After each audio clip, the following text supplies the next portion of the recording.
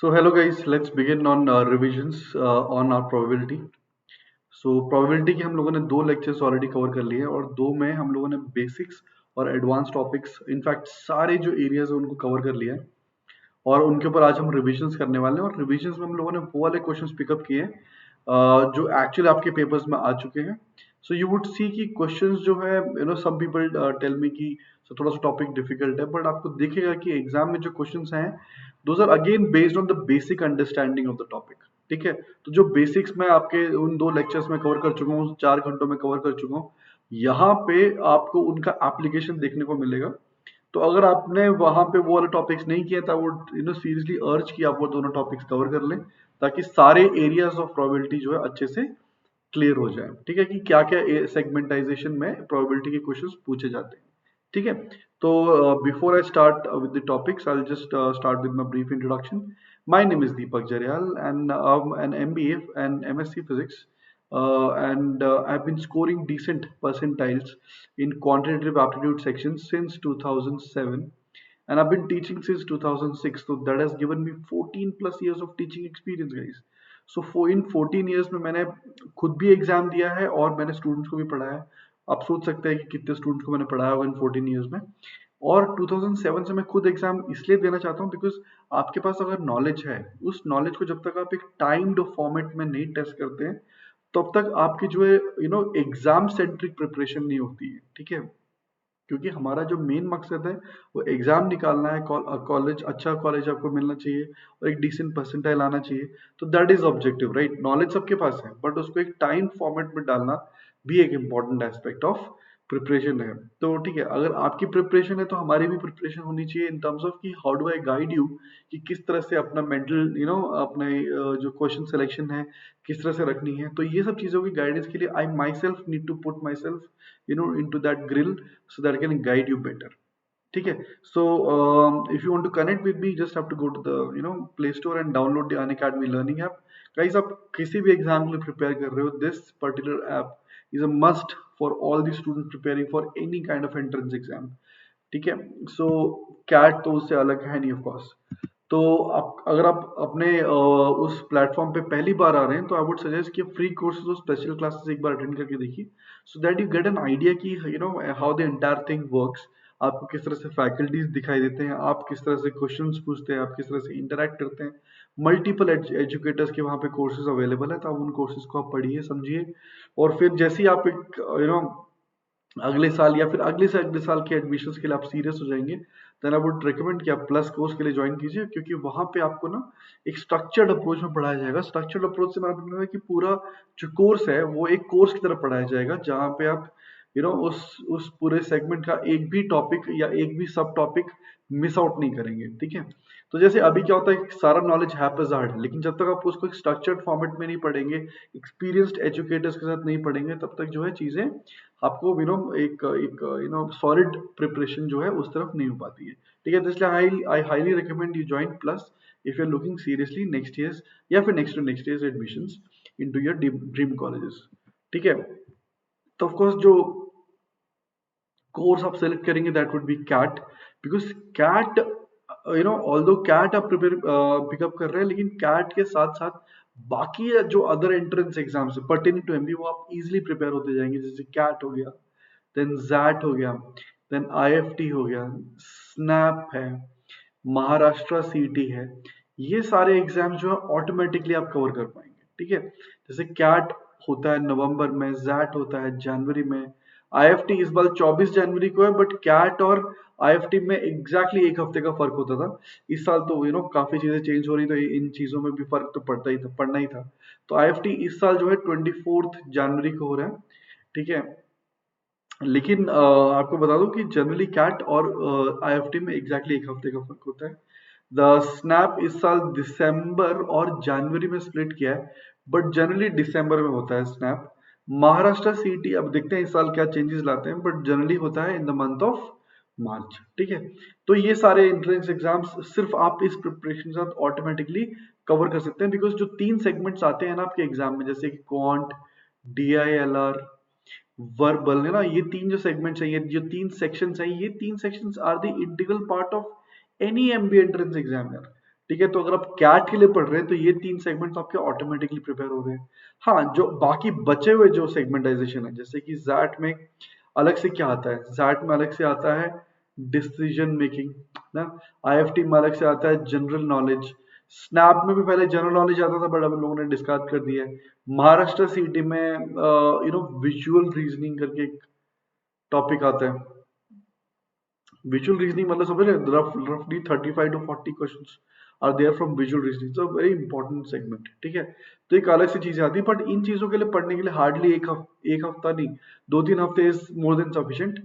But ये जो है ना, ये जो 3 सेगमेंट्स हैं, अगर आप कैट के लिए पढ़ रहे हैं तो दिस इज फॉर श्योर कि बाकी सारे एग्जाम्स के लिए ये सारे जो प्रिपरेशन आपकी ऑटोमेटिकली इन 3 सेक्शंस के लिए हो जाती है। ठीक है, तो इसलिए हम सेइंग कि CAT should be a preferred goal of of preparation, क्योंकि इसमें जो रेंज ऑफ टॉपिक्स है दैट इज ह्यूज, बहुत ज्यादा ज्यादा रेंज ऑफ टॉपिक्स पूछे जाते हैं। तो आप इतना ज्यादा वाइड रेंज पढ़ रहे हैं तो आप ऑटोमेटिकली जो है इन सारे एग्जाम्स के लिए भी प्रिपेयर हो रहे हैं। ठीक है, तो जैसे आप सब्सक्राइब करेंगे तो ये सारे ऑप्शंस आपके सामने आएंगे। I just guide you guys, अगर आप कैट 2021 देख रहे हैं तो my recommendation is you pick up a 24 months course. ठीक है, why am I saying this, because जैसे आपको मैंने प्रीवियस स्लाइड में टाइमलाइंस दिखाई भी, जैसे अगर आप कैट 2021 देख रहे हैं तो अभी ये अब we are in the month of November, तो नेक्स्ट ईयर नवंबर, अभी हम लोग नवंबर में है, नेक्स्ट ईयर नवंबर में कैट होगा, but next to next year जनवरी में विल हैव जैट। अगर आईएफटी भी सेम पैटर्न रखा तो आईएफटी भी रहेगा, and then in the month of March will have Maharashtra CET. ठीक है ना, अब से लेकर नवंबर से लेकर अगले साल, अगले से अगले साल के मार्च तक तो हमें साथ में रहना है for the written exam preparation part. उसके बाद आपका group discussions, personal interviews, WAT sessions, इन सब चीजों के लिए आपको गाइडेंस चाहिए होगी। Guys, I myself have been a part of lot of institutes where I took personal interviews, group discussions and WAT sessions for my students। ठीक है, तो ये these things would be very helpful to you, and जैसे आपको मैंने शुरू में कहा, प्लस कोर्स में जो सारी प्रिपरेशन होती है वो एक स्ट्रक्चर्ड फॉर्मेट में होती है। ठीक है, फिर भी इनमें से कोई भी ऑप्शन आप पिकअप करते हैं आपको इंस्टेंटली 10% ऑफ मिल जाएगा if you use the code DJ10। ठीक है, अगर आप ये कोड यूज करेंगे आपको इंस्टेंटली 10% ऑफ मिल जाएगा। ठीक है guys, so let's begin and I start with my topic today.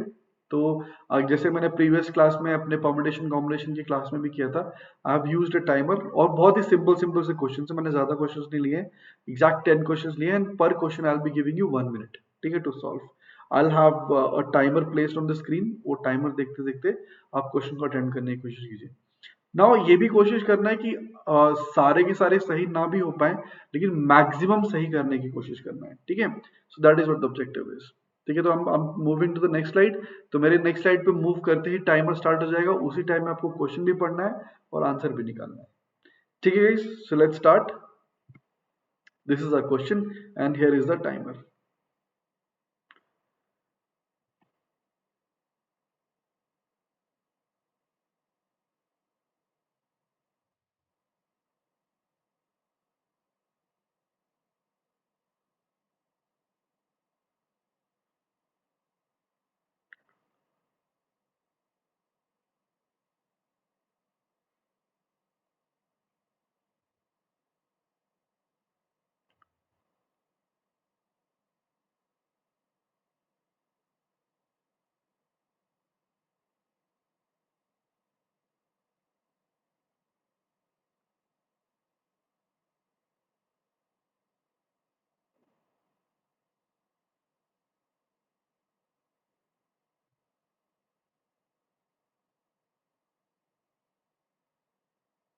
हो guys, the time is up. I hope आप लोगों ने क्वेश्चन ट्राई किया होगा, और अगर क्वेश्चन नहीं आया तो कोई बात नहीं, ठीक है, तो let's try to solve it together.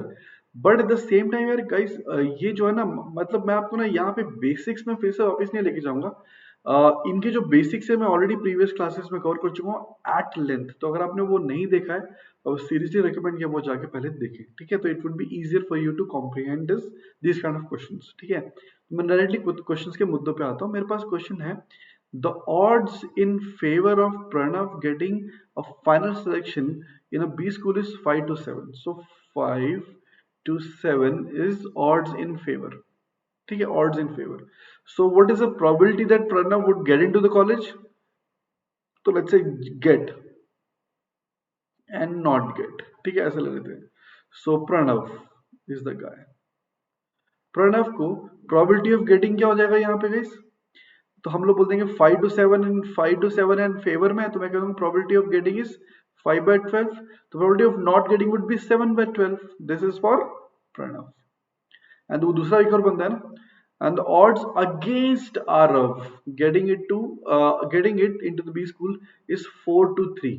तो वो 4:3 की रेशो में किसका है, आरव का। सो लेट्स से आरव, ठीक है।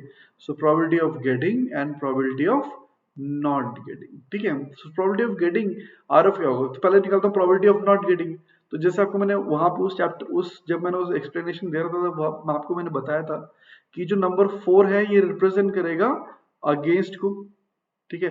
जैसे यहाँ पे नंबर 5 किसको रिप्रेजेंट करता था, फेवर को ना, तो यहाँ पे जो यहाँ पे वर्ड आता है, ये जो वर्ड आता है ये इस नंबर को रिप्रेजेंट करता है। जैसे यहाँ पे अगेंस्ट आ रहा है यहाँ पे, तो ये 4 को रिप्रेजेंट करेगा, 4 मतलब तो डिजिट 4 को रिप्रेजेंट करेगा। तो 4 इज अगेंस्ट, यानी कि 4 out of 7 are is the probability that he would not get in the B school. तो automatically 3 out of 7 would be the probability that he would actually get in the B school, ठीक है।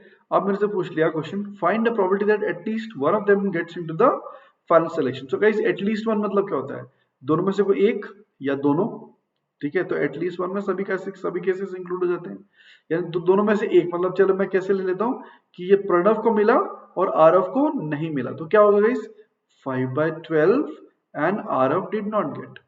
और क्या होगा, Pranav did not gate यानी कि ये, and Aarav got that is 3/7। या फिर क्या होगा guys, both of them got, यानी कि 5/12 times 3/7। I hope it is clear guys, pretty straightforward question, right? So this is 84 ही ले लेते हैं। So 21 is 41, 41 plus 15 is 56। So 56/84। तो चाहो तो 7 8 और 7 12 है ना, और भी कम सोचता है। So this is 4 2 and 4 3। So 2/3 would be the probability that at least one of them would get into the B school, ठीक है। तो आई थिंक ये कैलकुलेशंस जो है क्लियर हो गई। This is 20, this is 21, 41 plus 15 is 56, ठीक है। सो बाकी सिंपल है, ठीक है। सो प्रोबेबिलिटी, तो ये आपको मैं फिर से बता देता हूँ, अगर आपको रेफरेंस चाहिए तो उन वीडियोस में जाने के लिए, तो ये और जो टॉपिक जब मैंने डिस्कस किया था उसको एक बार जाके देख लीजिए, और एटलीस्ट 1 एटलीस्ट 2 ऐसे वाले केसेस में मैंने किस तरह से फॉलोअप किया है वो भी वहां पे देख लीजिएगा। फिलहाल आपको क्वेश्चन समझाने के लिए मैंने इतना लिख दिया है कि एटलीस्ट वन का मतलब है दोनों में से कोई एक या फिर दोनों। I hope it is clear guys. तो let's move to the next question. जैसे ही मैं नेक्स्ट स्लाइड पे मूव करूंगा गाइस, तो ऑटोमेटिकली एक टाइमर स्टार्ट हो जाएगा, तो उसी टाइम में आपको क्वेश्चन पढ़ना है और आंसर भी निकालना है। Let's move. ये रहा आपका क्वेश्चन। ये क्वेश्चन आप परम्यूटेशन कॉम्बिनेशन में कर चुके हैं, ठीक है। तो आई थिंक ये आंसर आ जाना चाहिए बहुत ही जल्दी।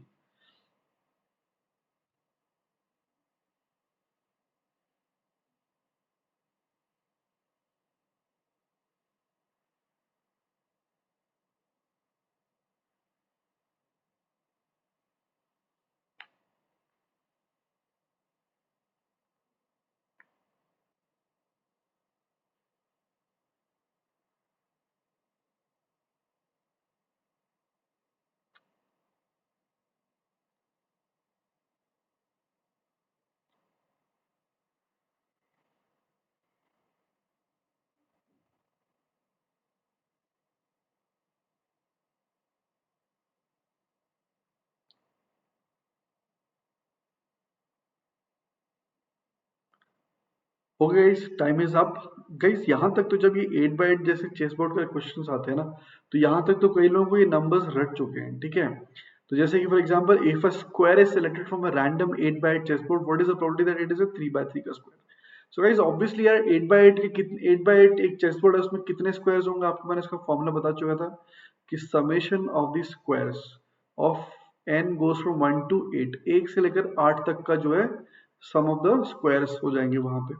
ये मैं बता चुका हूँ, इसका आपको मैंने ड्रॉ करके भी दिखाया था कि 1/1 के कितने स्क्वायर्स होंगे, 2/2 के कितने स्क्वायर्स होंगे, 3/3 के कितने स्क्वायर्स होंगे, एंड 4/4 के कितने स्क्वायर्स होंगे। ऐसे करते करते 8/8 के कितने स्क्वायर्स बन जाएंगे।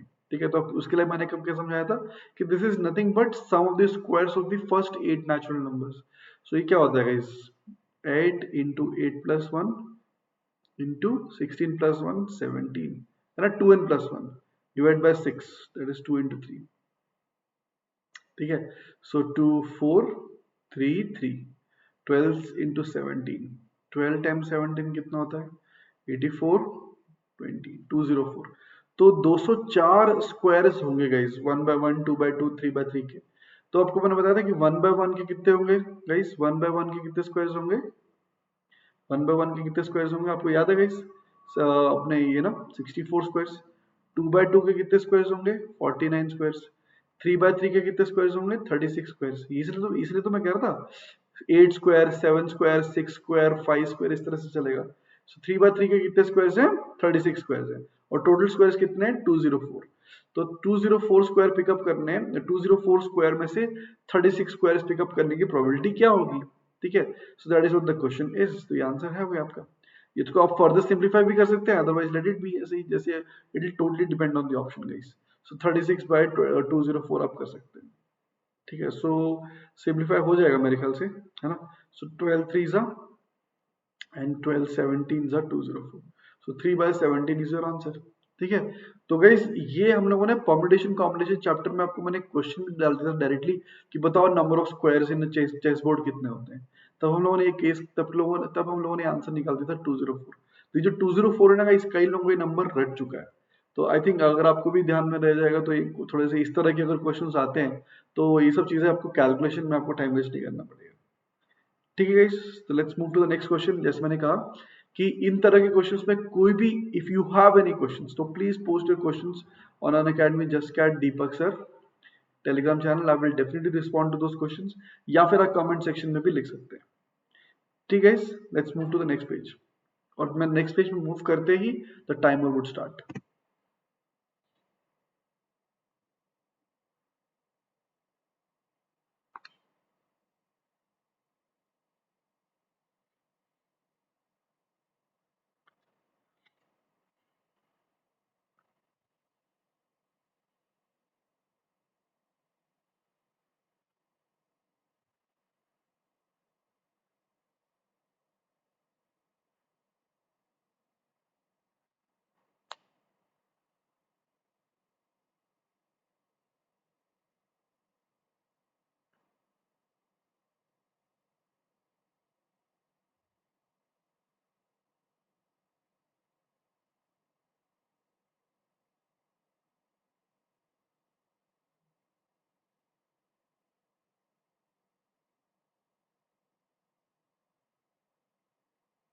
Guys, the time is up. Now let me admit कि ये क्वेश्चन इतना स्ट्रेट फॉरवर्ड नहीं है कि 1 मिनट में शायद हो जाए। ठीक है, तो और यहाँ पे गलती होने का स्कोप भी ज्यादा है। ठीक है, तो let me tell you question को किस तरह से पिकअप करना है, किस तरह से इसको समझना है। सो कह रहा है two biased dice are thrown together, so dice 1 and dice 2, है ना। दो बायस्ड डाइस है। जो बायस का मतलब क्या होता है कि कोई भी, जैसे नॉन अनबायस्ड जब डाइस होता था तो उसमें यार हर एक, मतलब आपको मैंने बताया था ना कि इक्वली लाइकली का मतलब क्या होता है, यानी कि हर एक आउटकम का लाइकलीनेस इज सेम। यानी कि किसी को आप ऐसे नहीं कर रहे, कोई फेवरेटिज्म दे रहे हो। जैसे कि आप जब डाइस को, एक फेयर डाइस को जब फेंकते हो तो 1 आने के चांसेस कितने होते हैं 1/6, 2 आने के चांसेस भी 1/6, इस तरह से बनते हैं। लेकिन जब ये बायस्ड डाइस है तो अभी जो है कोई भी आउटकम जो है उसकी प्रोबेबिलिटी वैसी की वैसी नॉर्मल डाइस की जैसी नहीं रहेगी। ठीक है, सो वो कह रहा है one of them, in one of them 6 appears twice as often as any other number. ठीक है, तो अभी यार मैं, अभी मेरे पास जब डाइस आता है तो क्या क्या पॉसिबिलिटीज हो सकते हैं 1 2 3 4 5 या फिर 6। ठीक है, सो अब क्योंकि डाइस बायस्ड है तो मैं ये नहीं कह सकता कि the probability of getting 1 is 1/6। ठीक है, and probability of 2 is also 1/6 and probability of getting 6 is twice of 1/6। ऐसा नहीं बोल सकते ना, बिकॉज अभी जो है क्योंकि डाइस डाइस ही बायस हो चुका है और उसमें ना मतलब हर एक आउटकम की प्रोबेबिलिटी हैज बीन अफेक्टेड। ठीक है, तो अब मुझे पता नहीं, बट हमने ये पढ़ा था गाइस कि ये सारे इवेंट्स म्यूचुअली एक्सक्लूसिव होते हैं। म्यूचुअली एक्सक्लूसिव का मतलब ये है कि आपको मैं बताता था म्यूचुअली एक्सक्लूसिव का मतलब क्या था, यार दोनों डिसजॉइंट सेट्स हैं, ठीक है। जैसे कि फॉर एग्जांपल अगर मैं कहूं कि यार इसका probability of getting 1 is x, 1 2 is x, 3 is x, 4 is x, 5 is x, तो 6 क्या होगा गाइस? 2x होगा। 6 appears twice as often as any other number. So अगर probability of getting 1 is x, तो probability of 2 is also x. So any other number is x and probability of getting 6 is 2x, twice the other. Twice the other one. और guys आपको मैंने बताया था कि mutually exclusive का जो sum total होता है वो कितना होता है? It is always equal to 1। So मेरे पास कितना हो गया? x plus x plus x plus x plus x, 5x plus 2x, 7x। So can we say 7x is equal to 1 और x is equal to 1 by 7। So probability of getting 1 is 1 by 7, probability of 2 is also 1 by 7, probability of getting 3 is also 1 by 7, probability of getting 6 would be how much now? 2 by 7। ठीक है, तो अभी normal dice नहीं रह गया है, ठीक है। नाउ डाइस नंबर 2 के साथ क्या हो रहा है? बोलते हैं while on the other the odd number appears thrice as frequently as an even number। तो मेरे पास आउटकम फिर से वही है 1 2 3 4 5 एंड 6। सो इसको सामने मैं लिख देता हूँ, this is odd, even, odd, even, odd, even, है ना। इस तरह से केसेस हैं, ठीक है। मैं ऐसे 1 2 3 4 5 6 करके भी लिख सकता था, बट कन्वीनियंस के लिए मैंने लिख दिया ऑड इवन, ऑड इवन, ठीक है। अब वो क्या कह रहा है? While on the other the odd number appears thrice as frequently as the even number। तो अगर even number की probability अगर मैं कुछ z बोल दूं, probability of getting an even number is z, the probability of getting odd number would be how much? 3z ना, and 3z, ठीक है ना। अगेन क्योंकि ये एक वो है, क्या कहते हैं उसको, म्यूचुअली एक्सक्लूसिव इवेंट्स है, तो इन सब का सम टोटल कितना होगा? It will be equal to कितना? 1। सो 3z 3z 3z 9z 10z 11z 12z। so can I say 12z would be equal to 1 or z is equal to 1 by 12? so कह सकता हूँ probability of getting even number is 1 by 12 and probability of getting an odd number is 3 by 12। यहां लिख देता हूं, odd number के chances कितने हो गए? 3 by 12। इवन नंबर के चांसेस कितने हो गए? 1 by 12। I hope it is clear, ठीक है। अगर ये बात क्लियर हो गई है तो अभी हम क्वेश्चन पे बढ़ सकते हैं, ठीक है। क्वेश्चन पे बढ़ते हैं, ठीक है, क्वेश्चन पे बढ़ते हैं। सो क्वेश्चन मेरे पास क्या है? बोलता है what is the probability that the sum of the scores of them और स्कोर्स ऑन देम इज 11 और 12। the sum of the scores is equal to 11 or 12, है ना। तो sum of the scores should be 11 or 12, ठीक है। now for the sum of the scores to be 11 or 12, what has happened? तो possibilities क्या होंगे guys? 11 लाने के लिए क्या क्या क्या पॉसिबिलिटीज बना सकते हैं? 11 लाने के लिए क्या क्या पॉसिबिलिटीज बना सकते हैं? मेरे को दो ही पॉसिबिलिटी दिखाई दे रहे हैं कि डाइस 1 डाइस 2 में यहाँ पे 5 तो यहाँ 6, यहाँ 6 तो यहाँ 5, ऐसे भी हो सकता है। ये 11 के लिए ये केस बना सकते हैं, ये सुनो। तो अगर यहाँ 5 यहाँ 6 या फिर यहाँ 6 और यहाँ 5, ऐसा हो सकता है, ठीक है भाई। अगर ये क्लियर है तो ठीक है, मैं ये हटा देता हूँ, ठीक है। जो भी लिखा है मैंने ये हटा रहा हूँ कि हमारा काम यहाँ पे फिनिश हो चुका है। ये क्या हमने ले चुके हैं अपने 6 आने के चांसेस कितने हैं? 2 by 7। बाकी सब के आने के चांसेस कितने हैं? 1 by 7, ठीक है। ये हटा रहा हूँ मैं, है ना।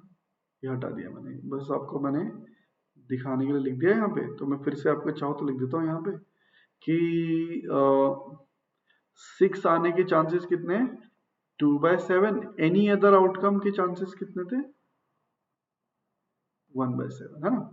ओके, तो अब मैंने कहा कि यार सम 11 चाहिए, तो 11 के दो ही केसेस बन सकते हैं, यहाँ 5 यहाँ 6 या फिर यहाँ 6 यहाँ 5। अब बताइए डाइस 1 में 5 लाना है, यानी कि वो एनी अदर वाले केस में आ रहा होगा, वो क्योंकि एनी अदर वाला केस में आ रहा होगा ना, यस और नो, है ना। ये एनी अदर वाला केस में आ रहा होगा। सो 5 आने के चांसेस कितने? यहाँ 5 आना चाहिए, यानी कि 1 by 7। और दूसरे डाइस 2 में क्या आना चाहिए? वो 6 आना चाहिए, 6 यानी कि इवन नंबर आना चाहिए। और इवन आउटकम के चांसेस क्या है? 1 by 12। So 1 by 7 by 1 by 12, या तो ये होगा, और या फिर पहले वाले में 6 आ जाए, तो 6 आ जाए नहीं, यानी कि क्या बन जाए? 2 by 7। और दूसरे वाले में 5 आ जाए, दूसरे वाले में 5 आ जाए, यानी कि 5 यानी कि ऑड नंबर आ जाए, यानी कि ऑड नंबर यानी कि 3 by 12, ये हो सकता है। और तीसरा कोई केस हो सकता है कि नहीं? ठीक है, 5 और अपना 11 और 12 का आता ना, 12 के लिए तो एक ही केस बनता है, दोनों में 6 आना चाहिए, है ना, दोनों में 6 आना चाहिए। तो दोनों में 6 आना चाहिए, यानी कि पहले वाले में 6 आने के चांसेस कितने हैं? 2/7। दूसरे वाले में 6, यानी कि इवन नंबर आने के चांसेस कितने हैं? 1/12। This is going to be your answer. ठीक है, आप चेक कर सकते हैं, सबका 84 ही आ रहा है नीचे, तो 1 6 7 प्लस 2 8, 8/84, है ना? I think I have made a mistake तो नहीं है ना? 6 8 9, 9/84 है, सॉरी, 9/84, है ना? सो 9/84 कितना हुआ? 3 3 3 28, 3/28 would be your answer. I hope it is clear guys. ठीक है, अगर ये बात क्लियर हो, क्योंकि क्वेश्चन बड़ा सिंपल सा था कि क्योंकि डाइस अभी बायस्ड है। ठीक है, जो डाइस है वो अभी बायस्ड है, और वो बायस्ड है यानी कि जो जो भी आउटकम्स है उनकी प्रोबेबिलिटी भी नॉर्मल केस की तरह नहीं रह गई। बट आपको ये मैंने बता चुका हूँ, पहले बता चुका था कि म्यूचुअली एक्सक्लूसिव इवेंट्स में जो सम टोटल है, it will always be equal to 1 of all the probabilities.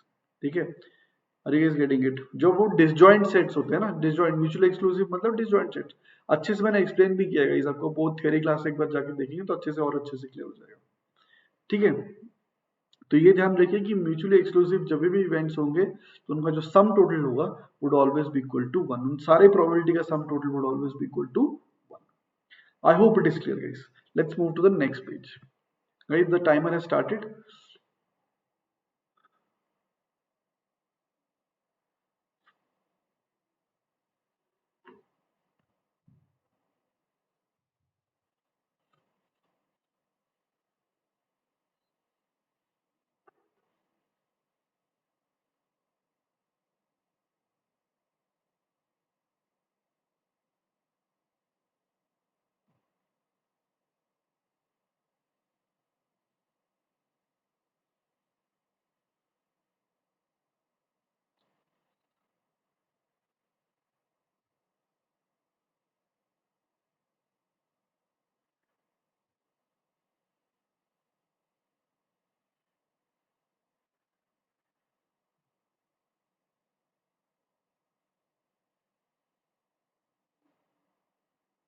The time is up. आपको दिख रहा होगा ये question is directly from conditional probability question है। ठीक है, बहुत ही स्ट्रेट फॉरवर्ड क्वेश्चन भी है। ठीक है, सो क्वेश्चन क्या कह रहा है? Let me change the pen. So question क्या कह रहा है? A number is selected at random from all the possible 4-digit numbers that are formed using the digits 0 to 4, 0 to 5 7, given the number is even। तो outcome दे दी गई है, the outcome is even. ठीक है, तो मैं पहले से सोच लेता हूँ कि आउटकम इवन लाने के चांसेस क्या हो सकते हैं। इवन नंबर लाना है तो लास्ट में क्या हो सकता है? या तो जीरो हो सकता है या फिर टू हो सकता है। लास्ट में जीरो हो सकता है या फिर टू, क्योंकि 4 डिजिट नंबर बनाना है। तो 1 2 3 4, है ना? तो या तो जीरो होगा लास्ट में या फिर टू होगा ना। अच्छी चीज ये है गाइस कि यार जब यहाँ लिखा ना all the possible 4 digit numbers, और गाइस कहीं पे भी ऐसा हिंट नहीं दिया कि रिपीटिशन जो है आप नहीं कर सकते। तो मैंने आपको बता चुका था कि जब तक वो स्पेसिफिकली ना लिखे तब तक रिपीटिशन अलाउड वाला केस बनता है। तो बताइए यहाँ के लिए कितनी पॉसिबिलिटीज है? बोलते हैं जीरो को छोड़ के मैं सब नंबर्स रख सकता हूँ ना, तो यहाँ के लिए 3 पॉसिबिलिटीज हैं। अब यहाँ पे कितनी चीजें रख सकते हो? कोई कितने पॉसिबिलिटीज रख सकते हैं हम लोग? 7 5 2 0 सब कुछ रख सकते हैं। तो यहाँ के लिए there are 4 possibilities, यहाँ के लिए भी 4 possibilities। If I fix zero at the last position, why am I fixing zero at the last position? Because I want the number to be even, क्योंकि उसने मेरे को बता दिया कि आउटकम इवन है, तो मैं ये कैलकुलेट करने की कोशिश कर रहा हूँ कि अरे इवन नंबर आ गया तो इवन नंबर कितने तरीके से आ सकता है। अब दूसरा केस क्या है? The last digit is two. But ऐसा नहीं कि लास्ट में टू आ गया तो पहले वाला टू नहीं हो सकता। तो पहला वाला कौन नहीं हो सकता? ऑफकोर्स जीरो नहीं हो सकता, बाकी सब कुछ हो सकता है, क्योंकि नंबर 4 डिजिट नंबर है, इसलिए यहाँ पे जीरो नहीं चलेगा। सो यहाँ के लिए कितनी पॉसिबिलिटीज हो गई? फिर से 3, क्योंकि 2 5 7 हो सकते हैं। यहाँ के लिए 4 और यहाँ के लिए 4, क्योंकि यहाँ पे जीरो हो सकते हैं। सो बड़ा ही सिंपल सा केस है, यानी कि 3 times 4 times 4 times 2, इतने तरीके से you can get an even number. Yes. Now, what is the probability that is divisible by 5? Now, for the number to be divisible by 5, guys, so this is how much? 3 times 4 times 4 times 2 ना, क्योंकि यहाँ पे भी 3 4 4 है, यहाँ पे भी 3 4 4 है, टाइम्स 2 हो गया। ये क्या हो गया? The probability of this is the number of veg और द नंबर ऑफ केसेस जहां पे इवन नंबर आ सकता है, ये आपका सैम्पल स्पेस बन गया। नाउ नंबर डिविजिबल बाय 5 होना चाहिए, यानी कि क्या होना चाहिए guys? ये वाला नंबर होना चाहिए ना, the number should and with 0, तभी नंबर 5 से डिवाइड होगा। सो 344 है ना, जो है ये इकलौता केस बनेगा। सो आंसर क्या बनेगा? Simply 1/2। I hope it is clear guys. तो ये इतने सारे केसेस में से, मतलब इतने सारे केसेस में से ये वाला केस आपको चाहिए था। ठीक है, सो कंडीशनल प्रोबेबिलिटी क्या है मैंने अच्छे से एक्सप्लेन किया है, इसके साथ साथ मैंने बेस थ्योरम भी आपको एक्सप्लेन किया था। ठीक है, अगर आपने वो नहीं देखा है तो आपको वहां पे जाके अच्छे से क्लियर हो जाएगा। मैं फिर से एक्सप्लेन कर देता हूँ, क्योंकि उसने बता दिया है कि आउटकम इवन आ चुका है, तो सिर्फ आप उस बात पे लग जाइए कि इवन लाने के तरीके कितने हो सकते हैं। अब क्योंकि इवन लाने के तरीके आपने निकाल लिए, आप बताइए उनमें से कितने नंबर 5 से डिवाइड होंगे। अब यार इतने नंबर इवन नंबर हो सकते हैं, तो इनमें से कितने नंबर 5 से डिवाइड होंगे? वही नंबर होंगे जो 0 से एंड कर रहे होंगे। तो 0 से एंड करने वाले कितने नंबर होते हैं? 3 इंटू 4 इंटू 4 नंबर होते हैं। इतने नंबर होते हैं 0 से एंड करने वाले, और इतने नंबर्स होते हैं इवन नंबर्स। तो इतने numbers are what part of this number? It's basically 1/2 ना। I hope it is clear guys, बड़ा ही स्ट्रेट फॉरवर्ड क्वेश्चन है। अगले सवाल की तरफ बढ़ते हैं। Again a conditional probability question, I'm not wasting much of your time. Please read the question, बहुत ही सिंपल क्वेश्चन है।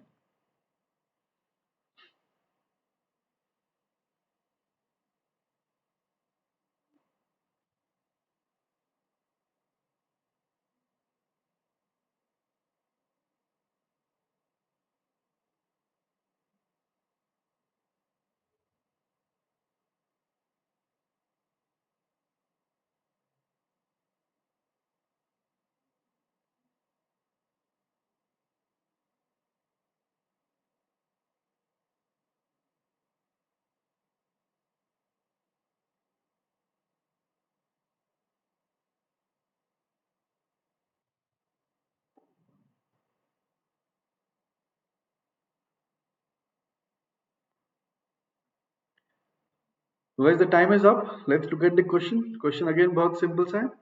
अभिनव picks up a number from 1 to 25. बहुत ही सिंपल क्वेश्चन है guys. Found it to be an even number. तो 1 से लेकर 25 तक कितने इवन नंबर होते हैं? अब लॉजिकली काउंट करेंगे, हर दूसरा नंबर इवन नंबर होने वाला है। सो 2 से लेकर 24 तक कितने नंबर होंगे? ऑफ कोर्स 12 नंबर होंगे।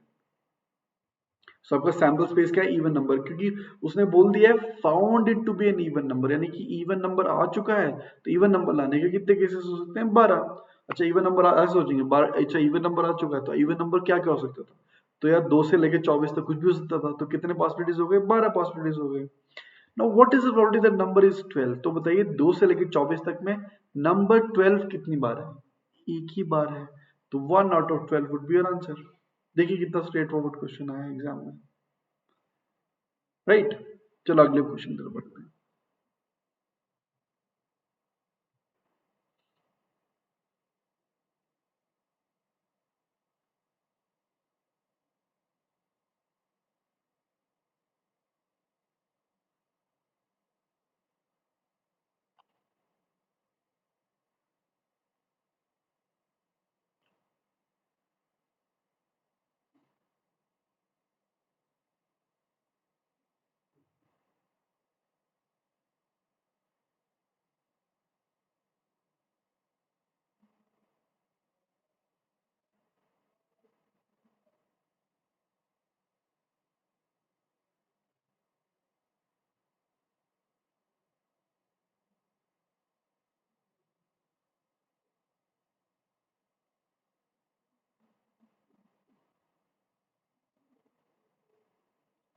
गाइस आई होप ये क्वेश्चन हो गया वो बहुत ही स्ट्रेट फॉरवर्ड क्वेश्चन है। Again with in 1 minute easily हो सकता है question. So a team of 4 members is to be formed from a group of 3 boys and 4 girls. तो 1 2 3 4 4 मेंबर टीम बननी है। कितने लोग हैं guys total? 3 boys and 4 girls. आगे अगर मैं सवाल ना पढ़ूंगा, इस मैंने सबसे पहले बोला सैंपल स्पेस पढ़ी। सैंपल स्पेस क्या होता है? तो टोटल पॉसिबल आउटकम्स। तो 7 लोग हैं आपके पास, 3 बॉयज एंड 4 गर्ल्स, और 4 लोगों की टीम बनानी है। What is the probability that at least 2 girls should be included in the team? तो पहले सैंपल स्पेस पे काम करते हैं। तो 7 लोगों में से 4 लोग आपको सेलेक्ट करने हैं। तो इसमें जब आप सैम्पल स्पेस में सोचते हो तो आप सारी पॉसिबिलिटी सोचते हो ना, चारों की चारों लड़कियां, तीनों के तीन लड़के, एक लड़की, या कुछ भी, सारे पॉसिबल कॉम्बिनेशन आपके दिमाग में आ रहे होंगे। ठीक है, तो क्या करना पड़ेगा, 7C4, यानी कि 7 में से कोई भी आप 4 सेलेक्ट कर लीजिए। वो लड़के हैं, लड़कियां हैं, या फिर कुछ लड़के हैं, कुछ लड़कियां, डजंट मेक एनी डिफरेंस। ठीक है, तो 7C4 is the number of ways of selecting 4 members out of 7 people. Yes, अब उसमें से क्या चाहिए कि यार what is the probability that at least 2 girls are included in the, तो कम से कम 2 लड़कियां होनी चाहिए। तो इन सब केसेस में सभी कुछ आ गया ना, 2 लड़कियां, 3 लड़कियां, 4 लड़कियां, सब कुछ आ गया। तो इसमें से वो वाले केसेस आपको निकालने हैं, what is the probability that at least 2 girls are included in the team. So 2 girls होंगी तो रिमेनिंग 2 क्या होंगे, बॉयज होंगे। या फिर 3 गर्ल्स होंगी तो तीसरा क्या होगा, बॉय होगा, चौथा क्या होगा, बॉय होगा। यानी कि या तो फिर चारों के चारों बॉयज होंगे, गर्ल्स होंगे। यस और नो? तो अब धीरे धीरे करके पॉसिबिलिटीज निकालिए। तो अगर मान लीजिए मेरे पास 2 गर्ल्स हैं तो क्या बनेगा मेरे पास, how many girls do we have, 4। So 4C2 times 3C2, क्योंकि 2 लड़कियां और 2 लड़के, 2 लड़के चाहिए आउट ऑफ 3 बॉयज, तो 3C2। चार चार चार लड़कियों में से 2 लड़कियां चाहिए तो 4C2। यहाँ पे क्या, 3 लड़कियां चाहिए तो 4C3 और 3C1, या फिर 4C4। तो ये सब जो टोटल है, this would be a part of this. तो 4C2 होता है 6 टाइम्स 3 इज 18, प्लस 4C3 होता है 4 टाइम्स 3 इज 12, एंड अपना 4C4 is 1, this is 31। 7C4 कितना होता होगा, आप मेंटली भी कर सकते हैं, 5 6 7 एंड 3 फैक्टर, यानी कि 35, है ना। 31/35 would be your answer. I hope it is clear, not much of a big deal, right, आराम से क्वेश्चन हो सकता है। ठीक है, क्योंकि मेरे को चाहिए था 7 लोग हैं तो मुझे सैम्पल स्पेस के हिसाब से 4 लोग पिकअप करने हैं, तो आई पिकअप एनी 4। अब मेरे को चाहिए कि एटलीस्ट 2 लड़कियां होनी चाहिए, क्योंकि उसने वर्ड बोल दिया एटलीस्ट। एटलीस्ट का मतलब क्या होता है, कम से कम, लेकिन ज्यादा से ज्यादा कितनी हो सकती है, 2 लड़कियां, या फिर 3 लड़कियां, या फिर 4 लड़कियां। आई होप इट इज क्लियर। अगले सवाल पे देखिए।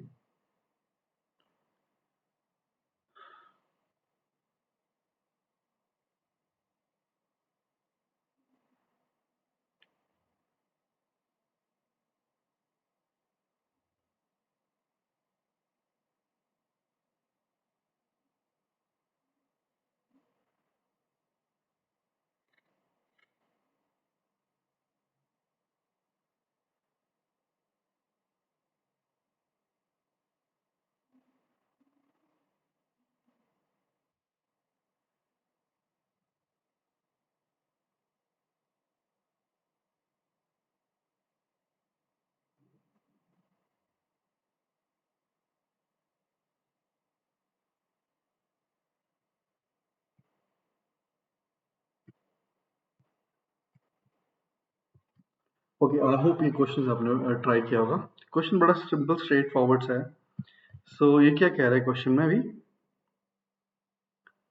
वो कहता है कि box A contains 4 red and 6 green balls. So box A and there are box B. So box A contains 4 red 6 green, है ना, ग्रीन 6 है, 4 रेड है। And box B contains 7 red and green कितने, 3, ऐसे करके 3 balls, ठीक है। A ball is drawn from box A without seeing its color and put into box B. If a ball is now drawn from box B, what is the probability that it is green? यार क्या आपको लगता है guys 2 cases बनेंगे obviously, कि box ए में से कुछ बॉल निकाली जो बॉक्स बी में पुट करी, और बॉक्स बी से फिर आपने एक बॉल निकाली, फिर हमें चेक करना है कि उसकी प्रोबेबिलिटी ग्रीन, उसकी ग्रीन होने की प्रोबेबिलिटी क्या है ना, ये हमें चेक करना है। Now if I try to look at it this way, कि 2 केस बनेंगे, यानी कि जो पहली वाली बॉल आपने निकाली या तो वो रेड थी, दूसरा केस क्या हो सकता है, या तो फिर वो ग्रीन थी, है ना। अगर वो रेड थी तो रेड पिकअप करने के चांसेस कितने हो जाएंगे गाइस, 4 आउट ऑफ 10, है ना। अब मैंने यहां से रेड पिकअप करी और मैंने जो है इस रेड को मैंने बॉक्स बी में डाल दिया, तो टोटल नंबर ऑफ बॉल्स कितनी हो गई यार, मेरे पास 7 रेड है और 3 ग्रीन है, मतलब 10 बॉल यहाँ पे ऑलरेडी है, प्लस यहाँ पे एक और आ जाएगी रेड, यानी कि 11 हो जाएंगी। ना 11 टोटल हो जाएंगी, बट मेरे पास ग्रीन तो 3 ही रहेंगी ना। तो बोलता है कि इस बॉक्स में से ग्रीन निकालने के चांसेस कितने होंगे? 3/11।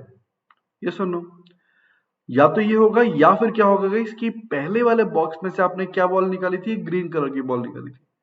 सो ग्रीन कलर की बॉल निकालने के चांसेस कितने होंगे? 6/10। ना अभी आपने ग्रीन बॉल यहां डाल दी, अब टोटल नंबर ऑफ बॉल्स यहां पे फिर से 11 हो चुके हैं, बट ग्रीन कितने हो चुके हैं? 4। अब इसमें से ग्रीन निकालने के चांसेस कितने होंगे? 4/11।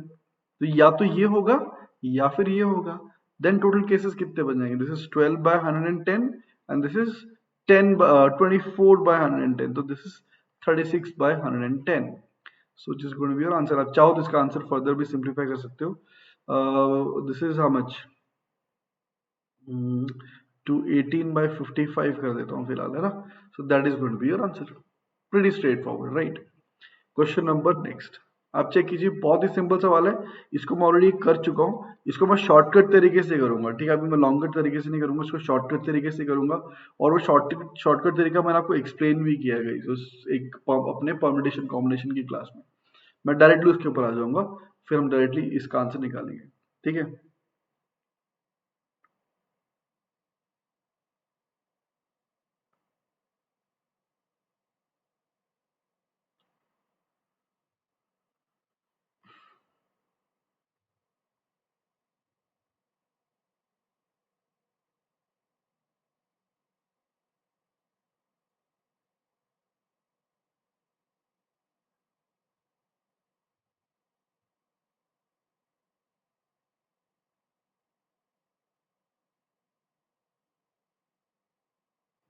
Okay, let's try to pick it up. बहुत, अभी यार वो आपको चैप्टर आपने किया होगा तो बहुत आपको अच्छे से समझ में आ जाएगा, ठीक है? और उसके वीडियो ऑलरेडी अवेलेबल, तो करके एक बार देख लो यार। बहुत ही सिंपल सा कंसेप्ट है।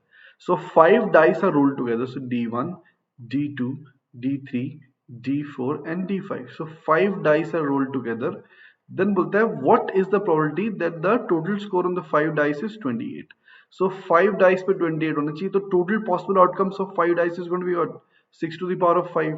ये तो बात समझाने की नहीं है।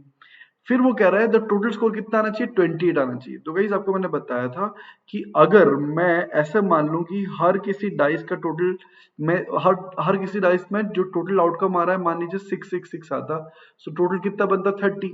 बट मुझे कितना चाहिए? 28। तो मुझे दो कम करना है, राइट? अब मैं दो कम कैसे करूं? अब मैं इसी में से दो कम कर दूं, या इधर से एक कम करूं, इधर से एक कम करूं, या फिर इधर से एक कम करूं, इधर से एक कम करूं, या फिर इधर से दो कम करूं, या इधर से कुछ भी काम नहीं करूं। कुछ भी केसेस हो सकते हैं। तो कैन बी से गाइस, मैंने आपको बताया था, it's like distributing these two objects into 1 2 3 4 and 5 boxes. So distributing n objects into r boxes का फॉर्मूला क्या होता था? n+r-1 cr-1। I hope you remember guys. तो वहीं पे यहाँ पे 2 ऑब्जेक्ट्स इनटू 5 बॉक्सेस, यानी कि 2+5-1 c 5-1। तो this is going to be how much guys? This is 6c4। 6c4 कितना होता है guys? I know you know 6c4 होता है 15, है ना? तो 6c4 is 15। So 15 out of 6 to the power of 5 cases में the sum total would be 28। I hope you get this guys. बहुत ही स्ट्रेट फॉरवर्ड क्वेश्चन है, ठीक है? और ये कंसेप्ट आपको मैं अच्छे से एक्सप्लेन कर चुका हूँ, तब मैंने कुछ और टोटल लिया था। अब 30 में से 28 लाना है, तो भी बहुत सिंपल केस बन रहा है। आई hope it is clear guys. अगले क्वेश्चन तरफ बढ़ता हूँ।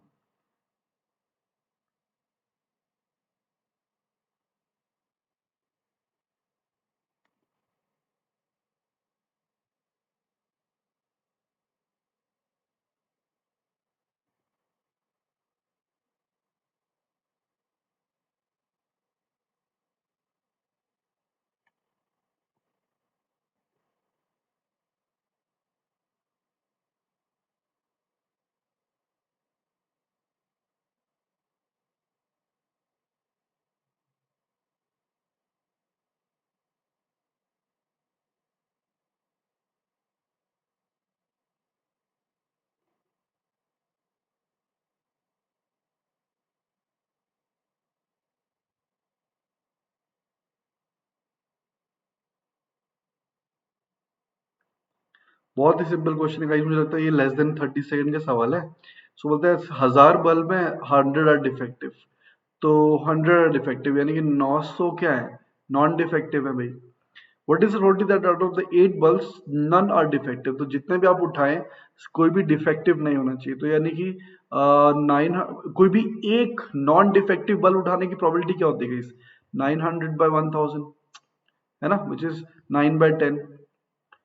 तो 8 नॉन डिफेक्टिव बल्ब उठाने की प्रोबेबिलिटी क्या होगी? 9/10 टू द पावर ऑफ 8 ना। यस और no, it's very straightforward question guys, although ये कैट का क्वेश्चन नहीं है, आई थिंक ये स्नैप में क्वेश्चन, स्नैप का क्वेश्चन है, बट स्टिल आप देख सकते हैं आपके एग्जाम में किस तरह के क्वेश्चन आ सकते हैं। ठीक है, अगले क्वेश्चन तरफ बढ़ते हैं।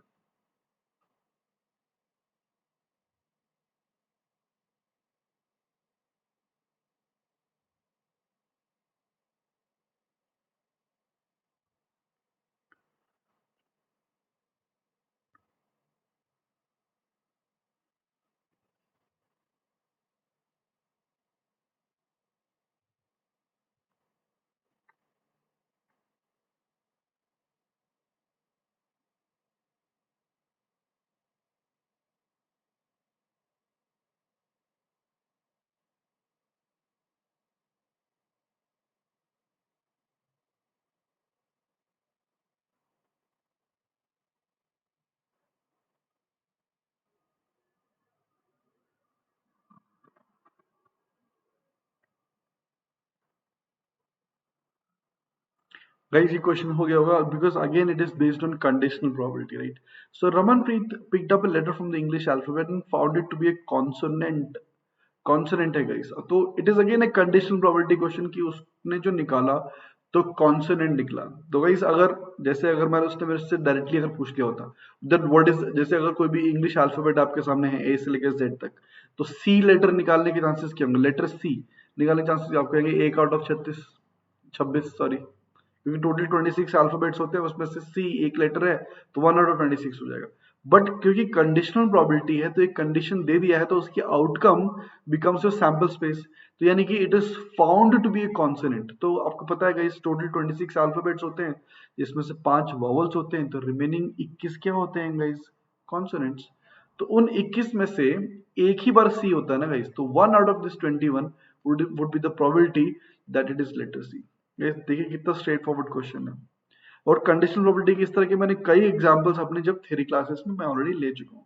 तो कंडीशनल प्रोबेबिलिटी में जो आउटकम आपको दे दी जाती है, तो वो आउटकम कितने तरीके से हो सकती है, that actually becomes your sample space, right? देखिए कितना स्ट्रेट फॉरवर्ड कंसेप्ट बन जाएगा यहाँ पे, है ना। So that covers our class today, और ये कुछ क्वेश्चंस थे that I wanted to share with you. अपने चैनल के बारे में आप सब लोग जानते हैं guys. If you have any questions pertaining to things that we did today और द लास्ट क्लास में जो हम लोगों ने किया था, if you have any questions you know उनके रिलेटेड, तो please post your questions Unacademy just CAT Deepak sir पे, है ना। वहां पे जाके यू कैन फॉलो मी और you can you know Unacademy just CAT पे आप फॉलो कर सकते हो, और Deepak sir Unacademy Deepak sir पे जाके, Unacademy just CAT Deepak sir पे जाके you can post your questions also if you have any. ठीक है guys, and in our channel we cover all the areas and strategies guys, and I'm launching of 15th November को, guys 15 November को a complete course on our arithmetic, especially for students targeting CAT 2021, एकदम basic to advanced course है guys। after every third session I'll be launching a you know doubt clearing session, so अच्छे से पूरा जो subject है हम लोग अच्छे से पढ़ लेंगे उस चीज को। ठीक है, तो पूरा arithmetic would be cover, and जैसे अरिथमेटिक फिनिश होगा then I start with numbers, जैसे नंबर्स फिनिश होगा then I start with geometry. तो पूरा एक कंप्लीट कोर्स एक स्ट्रक्चर्ड अप्रोच में आपको वहां पे पढ़ने को मिलेगा। ठीक है गाइस, और we conduct revise on YouTube continuously. ठीक है, आपको करना क्या है मैं बता चुका हूँ, अनअकैडमी लर्निंग ऐप डाउनलोड करना है प्ले स्टोर से। Plus would be preferred for the people who are seriously looking at next year और next to next year admission, and the course that you will be selecting would be CAT. And मैंने आपको बता चुका था class की शुरुआत में, cat pickup करने से क्या क्या फायदे हैं। आप जितने भी अलग अलग एमबीए से रिलेटेड जितने भी एंट्रेंस एग्जाम्स हैं वो आप इजीली कवर कर पाते हैं। ठीक है, जब आप सब्सक्राइब करेंगे ये सारे ऑप्शंस आपको मिलेंगे। मैं टाइमलाइन के साथ आपको बता चुका हूँ कि कैट 2021 के लिए क्यों आपको 24 मंथ्स का कोर्स पिकअप करना चाहिए। फिर भी इनमें से कोई भी ऑप्शन आप पिकअप करते हैं आपको इंस्टेंटली 10% ऑफ मिल जाएगा if you use the code DJ10। ठीक है, इस आपको बता देता हूँ प्लस पे क्या क्या बेनिफिट्स हैं। Live classes and interaction with educators that is a given, वो तो है। This is again a very important feature because it will tell you how far have you reached in terms of preparation with your competitors guys जितने भी लोग exams दे रहे हैं वो सारे आपके क्या है कॉम्पिटिटर्स हैं ठीक है सीट बहुत लिमिटेड है नंबर ऑफ एप्लीकेंट ज्यादा है तो जितने भी लोग अप्लाई कर रहे हैं जबकि वो फ्रेंड्स हैं है ना क्लोज फ्रेंड्स हैं देर ऑल योर कॉम्पिटिटर्स ठीक है सो आपको बताएगा कि आपकी जो प्रिपरेशन लेवल है वो आपके कॉम्पिटिटर्स के बेसिस पे कहाँ पे स्टैंड आउट कर रही है ठीक है और test series and analysis very important aspect guys मैं आपको बता चुका हूँ कई बार कि टेस्ट सीरीज की इंपॉर्टेंस क्या है अपनी पूरी प्रिपरेशन में और जब आपको टेस्ट देंगे उस टेस्ट का जो एनालिसिस है गाइस हम लोग साथ में करेंगे ठीक है just to understand your problem areas कि कहाँ पे प्रॉब्लम आ रही है उनको किस तरह से आप सॉर्ट आउट कर सकते हैं so that analysis would be done और जैसे आपको मैं बता ही चुका हूँ कि after every 3 classes we conduct live doubt clearing sessions तो दैट ना आपका जो पूरा टॉपिक्स हैं वो आपके जो जो भी कंसेप्ट आप पढ़ रहे हैं वो देन एंड देयर अच्छे से क्लियर हो जाए चीजें पाइल अप ना हो गाइस 10 क्लास के बाद डाउट क्लियरिंग सेशन का कोई फायदा नहीं होता है ठीक है हाँ मैं तुम बता चुका था गाइस कैट 2021 के लिए 24 मंथ्स का कोर्स 10% इंस्टेंट ऑफ के लिए यूज द कोड DJ10 ठीक है so I take you leave thank you so much happy learning